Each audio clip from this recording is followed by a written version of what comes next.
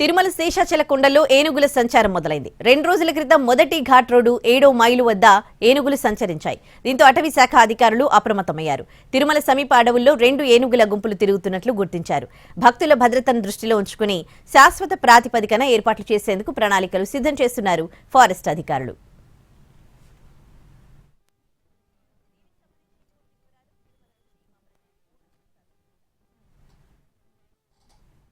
గజరాజుల సంచారం మళ్ళీ మొదలైంది. సాధారణంగా మే జూన్ నెలలో కనిపించేటటువంటి గజరాజులు ఈసారి జనవరి నెలలోనే తిరుమలలో ప్రత్యక్షం అవడం అటు స్థానికులతో పాటు భక్తులను టీటీడీ అధికారులను కూడా భయాందోళనకు గురి చేస్తున్నటువంటి పరిస్థితి అయితే ఏర్పడింది. సాధారణంగా తిరుమలకు సంబంధించి పార్వేటి మండపం వద్ద ఎక్కువగా ఈ ఏనుగుల సంచారం జరుగుతూ ఉంటుంది. మే జూన్ నెలకు సంబంధించి ఈ ప్రాంతంలో ఈ గజరాజుల సంచారం జరుగుతూ ఉంటుంది. అప్పుడప్పుడు ఘాట్ రోడ్డుకు సంబంధించి మొదటి ఘాట్ రోడ్లో 7వ మైలు వద్ద కూడా ఈ గజరాజుల సంచారం కనిపిస్తుంది. కానీ ఈసారి జనవరి నెలలోనే ఏనుగుల సంచారం కనిపించడంతో అటవీ శాఖ అధికారులు ఉలిక్కిపడేలా చేసింది. ప్రస్తుతం ఉన్నటువంటి వాతావరణ పరిస్థితుల దృష్ట్యానే ఏనుగులు అటవీ ప్రాంతంలో నుంచి కూడా తిరుమల వైపు వస్తున్నటువంటి అవకాశాలు కూడా ఏర్పడ్డాయని చెప్పి అటవీ శాఖ అధికారులు భావిస్తున్నారు. ప్రస్తుతం దట్టమైనటువంటి మంచు పొద్దున సమయాల్లో ఉన్నటువంటి నేపథ్యంలో ఏనుగుల సంచారం కూడా అటవీ ప్రాంతం వైపు నుంచి తిరుమల వైపు వస్తున్నట్లుగా కూడా అటవీ శాఖ అధికారులు అయితే పేర్కొంటున్నారు. దీంతో అటవీ శాఖ అధికారులు కూడా అప్రమత్తమయ్యారు.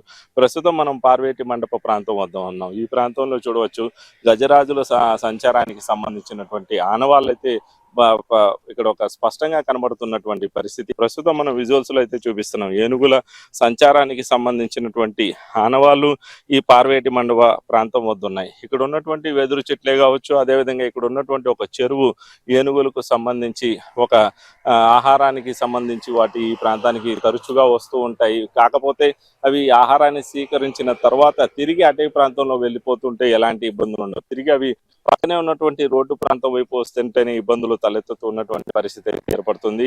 ఘాట్ రోడ్ లో కూడా ఏనుగుల సంచారం అది రోడ్డును దాటే వరకు వస్తుండడంతో అక్కడ మాత్రం అప్రమత్తంగా వ్యవహరించవలసిన అవసరం అయితే ఉందని చెప్పి అటవీ శాఖ అధికారులు భావిస్తున్నారు. శేషాచల కొండలకు సంబంధించి 2 ఏనుగుల గుంపు సంచరిస్తున్నట్లు అటవీ శాఖ అధికారులు అయితే గుర్తించారు.